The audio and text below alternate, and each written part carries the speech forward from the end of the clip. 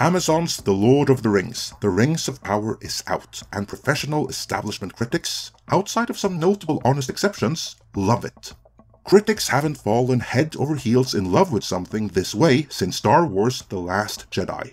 But then there is the audience. You know, the end consumers who actually have to keep on watching this in droves for 5 seasons to come in order for Amazon's billion-dollar investment to pay off. Judging from audience reviews, the audience are rejecting it. But the Rings of Power is too big and too expensive to fail, so Amazon can have none of that. Therefore, they have begun suspending negative audience reviews, reportedly to prevent review bombing. In this editorial then, we will begin by looking into the official narrative for why they're doing this, before picking that official narrative apart, and exploring what in reality lies behind the term review bombing.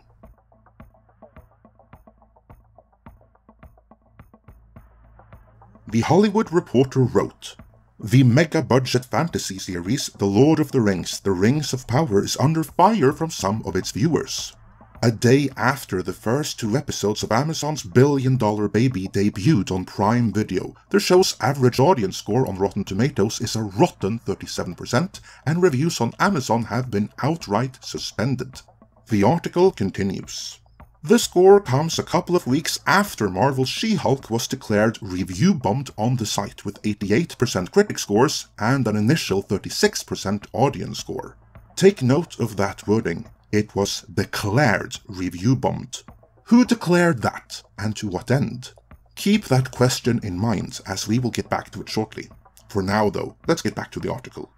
How the Rings of Power is doing on Amazon's own user review ecosystem is not yet clear, because the company has taken the unusual step of suspending its ratings for the show. An Amazon source says reviews are being held 72 hours to help weed out trolls and to ensure each review is legitimate. The source later claimed Prime Video started the policy this summer on all of its shows.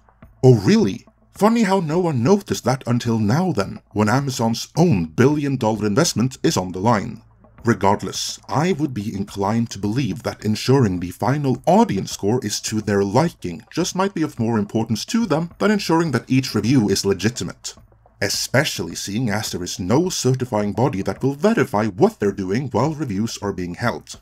Case in point, there have been rumors suggesting that they simply erase most reviews that give it less than 6 out of 10, although again, the truth of that claim can't be verified.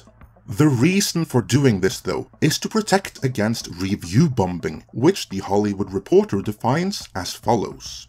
Review bombing is when a group of online users post numerous negative reviews for a product or service due to its perceived cultural or political issues rather than its actual quality. Is that really what is happening here though?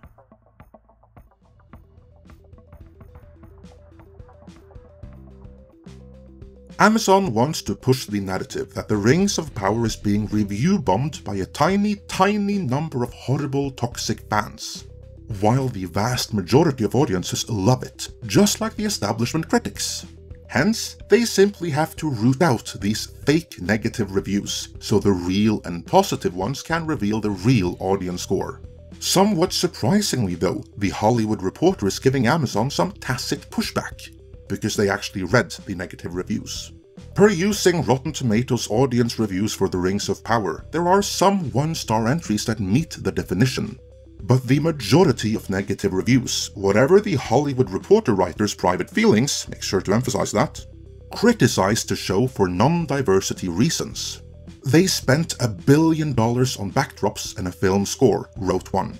The rest is slow-moving, wooden acting, and there's no reason to actually like the main characters. There is no soul to any of it.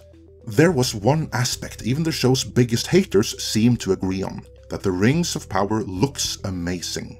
Stunningly beautiful world, wrote a reviewer. Sadly, was bored out of my mind. Even the Hollywood Reporter has to admit that for all the forced diversity Amazon thought they could use as a shield to deflect against any and all criticism, the overwhelming majority of negative reviews cite the writing, the narrative choices, and the atrocious acting from the white lead as reasons for why the reviews are bad. With that in mind, maybe the definition of the term review bombing should be amended.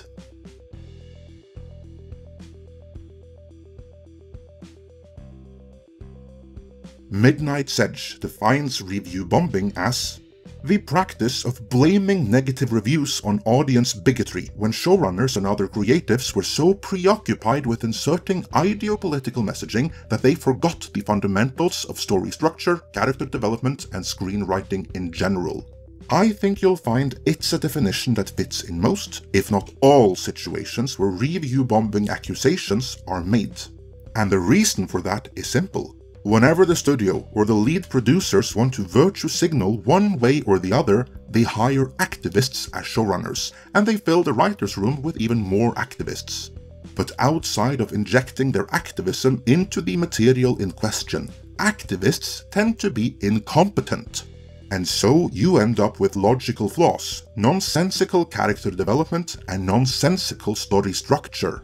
That's what happened with She-Hulk, which Rotten Tomatoes declared to have been review bombed on Marvel's behalf, but in reality, fans were simply appalled by the inept writing and overt misandry. Contrast that to the Game of Thrones spin-off House of the Dragon. The usual suspects that the industry expected would review bomb it were the first to admit that this is actually pretty good.